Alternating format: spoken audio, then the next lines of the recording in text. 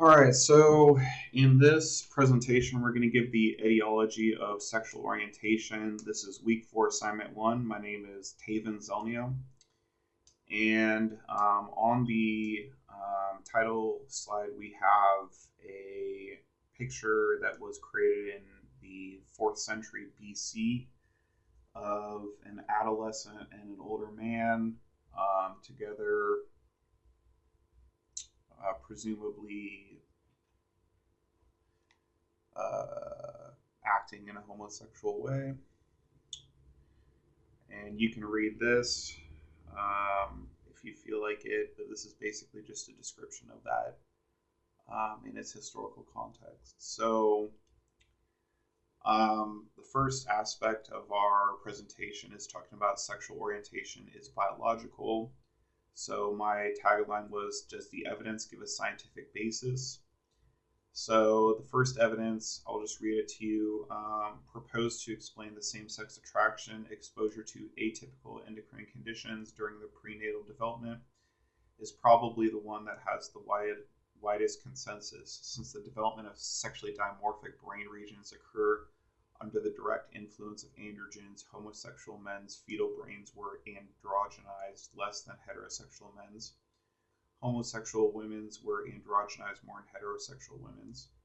Summarized by Bailey et al. 2016, the so-called organizational hypothesis of sexual orientation. And so just a description of what you just read, basically Bailey et al. 2016, and this is my statement, this evidence gives a basis that, based on the makeup of the brain's androgen generation during the prenatal period, we find a biological basis for increased tendencies towards homosexual behavior. Androgens are male sex hormones known as testosterone. In other words, higher levels of testosterone in men are the result of decreased levels of androgen exposure during the prenatal period. Additionally, with homosexual women, we find that they had greater increase in androgens, higher levels of testosterone, resulting in their homosexual inclinations after puberty. Next evidence 2, we have this figure over here, which basically describes the increase in NLGN4Y antibodies on the basis of the number of times that a woman has given birth, if I'm not correct. So it starts at around 50 and goes up to nearly 90. And then within each increase, there's a greater chance of a homosexual child later in life. So the figure shown in the mean rank of concentration of antibodies against a candidate protein, neuroligin 4Y linked NLGN4Y in different groups of women who had either had no son or only had heterosexual sons, or had at least one gay son who had no older brother who had one or several older brothers. The concentration of these antibodies in the mother's blood significantly increased across the 4 categories. Numbers indicate the sequence of birth from the same mother, and parentheses indicate the presence of one or more sons in a given category. So that's what they're talking about in these 2 here. So my comment on figure 1, evidence 2, which is Rinaldi 2022, finds there's a correlation between increased, potentially statistically, of having a homosexual tendency / inclination among younger brothers, which increases when taking the number of older brothers in the family into account, meaning that the younger you are in your correlation to your birth order, the higher likelihood you will have an anti-NLGN4Y antibody, resulting in the correlation between this protein trait and homosexual inclinations, which is self-described orientation. Although this doesn't statistically indicate that you are definitely going to be homosexual, there is a basis of correlation between this biological trait and incidence of self-described Lgbtq orientation, meaning that there may be a basis rooted in biology for some on their birth order. And then my third evidence was inconclusive, but it leans towards that there's a biological basis. So starting here, it says sexual differentiation is mediated by three groups of biological mechanisms: early actions of sex steroids, more direct actions of sex-specific genes not mediated by gonadal sex steroids, and epigenetic mechanisms. Differential interactions with parents and conspecifics have additionally long-term influences on behavior. And this last sentence had two extra citations, which was here and here. So the first, which is this whole statement, was from Balthazar 2020. And this last sentence was confirmed by Cervanti 2017 and Mills Kuntz 2018. And this conclusion, found in the Journal of Neuroscience and Biobehavioral Reviews, accessed via the NIMH, finds that genes and steroids play a role in the development of sexuality, but alongside these are interactional traits from parents which have long-term influence on behavior. So 2 out of 3 of the evidences point towards a biological basis, resulting in the overarching evidence-backed truth claim leaning towards a biological basis. Next up, we have sexual orientation is based on nurture and personal decisions that the individual makes. And my tagline was, does parental guidance affect sexual behavior in the long term?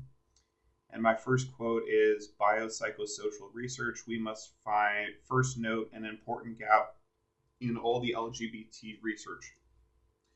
Currently, we have no biological or neurological explanation for homosexuality as an affective orientation or as a psychological drive. To put it plainly, while our nature-nurture conditions have multi-factor causes, the sciences cannot tell us what multiple factors cause someone to be gay or lesbian, and that's according to Moulds 2024. So Moulds, a professor with a PhD, states that there's no biological or neurological explanation for homosexuality as an affective orientation or a psychological drive. This means that biology cannot explain why someone would make the decision to perform a homosexual act, or explain that they had no choice in the matter and had to make the decision on the basis of their animal instincts, similar to breathing, which we do automatically as a function of our animal instinct. But this is also true for heterosexual behavior, to flip the logic coin per se. And my next quote is Ryu 2010 states that we do not even in the least know the final cause of sexuality. The whole subject is hidden in darkness. And that's according to Charles Darwin, which he wrote in 1862 as he commented on the ambiguity of evolutionary accounts for sexuality. Number one, that sexual orientation is fundamentally inexplicable and private was the prevailing opinion before the rise of modern science, and not many targeted the human sexuality as a legitimate topic of scientific inquiry. Heterosexuality was a mere outcome of a normal psychological development of a human being, and everything else was probably not. Questioning this view of heterosexuality as a self-evident conclusion, Sigmund Freud in 1905 insisted that heterosexuality is as much needed of an explanation as homosexuality. And that's all from the quote of Ryu 2010. So my personal statement is that Ryu states that previous scientists such as Darwin, etc., did not target human sexuality as a legitimate topic of scientific inquiry, hinting at the possibility that scientific endeavors in this field may have anterior motives focused on legitimizing and explaining behavior on the basis of scientific evidence that was not meant to do such, rather than targeting the material and biological, rather than spiritual world for the purposes of gaining knowledge on the basis of scientific inquiry. In more blatant explanation, science has been used as a means to an end to create a facade of legitimacy for social changes that utilize scientific inquiry in an incorrect manner. Ryu 2010 on Dartmouth's website, which by the way is an Ivy League school, explicitly encourages us not to misplace the appropriate use of science to back statements it cannot give an answer for. Additionally, Ryu 2010 states that scientific findings regarding genetics have been, quote, though some criticize this result as being merely probabilistic and correlational. Correlational means that they are not causational, but rather simple statements of similarities between those found in the study group. As we know, studies can be erroneous in a number of regards, and sample groups taken from a specific subset of people of whom the study leaves out key details during its publication compound this reality with potentially dishonest scientists in the field, and we find that there's a high probability for social manipulation when findings are published in an opinionated news article or blog. So, describe the potential family reactions given their understanding of the basic tenets of each argument. So, given the understanding of each argument, a family may feel a number of emotions, namely that they are prideful, arrogant, and hard headed, but also that they could be accepting, forgiving, and understanding. Each of these reactions, or a mix of both, may result in a family taking different actions. A family may disown, disavow, or disallow an LGBTQ child from performing LGBTQ behaviors on the basis that their tendencies are perceived to be a decision rooted in a moral or spiritual deficiency, namely a lack of faith or unwillingness to submit to a higher power.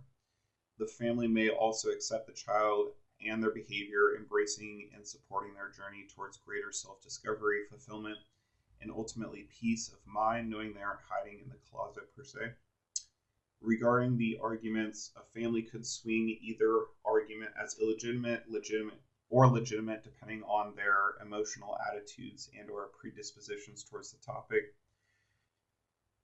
Given the correlations between birth order, testosterone levels, and genetic predispositions, a client may state that my homosexuality was meant to be by God, and another may cite the source from Darwin, which states that these matters are in the dark and unable to be scientifically explained. Another may state that Darwin wasn't equipped with the right tools at the time of his publication.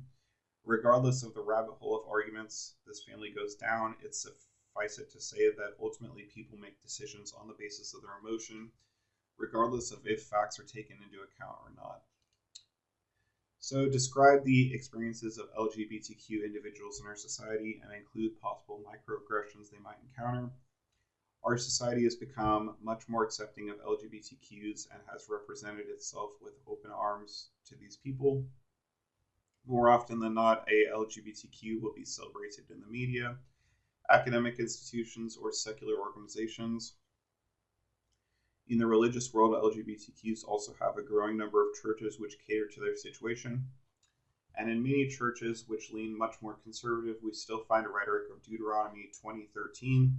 If a man has sexual relations with a man as one does with a woman, both of them have done what is detestable. They are to be put to death, and their blood will be on their own heads. Which, as Old Covenant law, is still often attested to as the standard bearer which God stands in regard to such practices. Microaggressions may include ostracism, being put down in social situations potentially, or being subject to conversion therapy camps, etc. All of these play a role in society's acts towards such people. And explain what I would do to approach my work as a marriage and family therapist working with clients in the LGBTQ population. Be certain that my explanation includes a systemic framework. So, according to the British Association for Counseling and Psychotherapy, counseling from a systemic context should, quote, systemic therapy focuses on the interactions and relationships between the groups to help them address any problems and move on. It gives all the members of the group the chance to explore their feelings and say what they think in a safe, non-judgmental environment, according to Walters 2024. And for an environment to be safe and non-judgmental, there needs to be a space where a client in questioning who is for sure experiencing LGBTQ thoughts, feelings, or interactions, this client needs to know they can open up to the therapist. Additionally, if said client needs to process their feelings with family members, the space should be open for them, for their family to interact and discuss as well. This is to say negative reactions may occur, but being the peace in the storm for these people will help them trust, appreciate, and consider both themselves and the therapist as a space where they feel included, honest, and appreciated for their identity and values. Next, we will explore how these might play out on the basis of a systemic framework. There's 3 types of systemic therapy, which are number 1, individual psychotherapy, number 2, family therapy, and number 3, group therapy. Systemic therapy can include some features, the first of which is circular questioning. Circular questioning helps the client explore the same question but from different angles. This means from different viewpoints. In a family situation, the client may explore their sexuality from the standpoint of themselves as well as from their parents. Neither is wrong, and both will be explored. The second feature is conceptualization. This means putting the client's symptoms into context and seeing how they fit in the larger picture of their immediate family and society. And the final feature is reframing, or seeing how self perceptions offer alternate ideas and helps them observe behaviors patterns they frequently elicit and come to accept said behavior patterns, according to Kunsick 2024. And these are my citations. I have 1, 2, 3, 4, 5, 6, 7, 8, 9 citations in this presentation, and I hope you enjoyed it, and have a blessed day.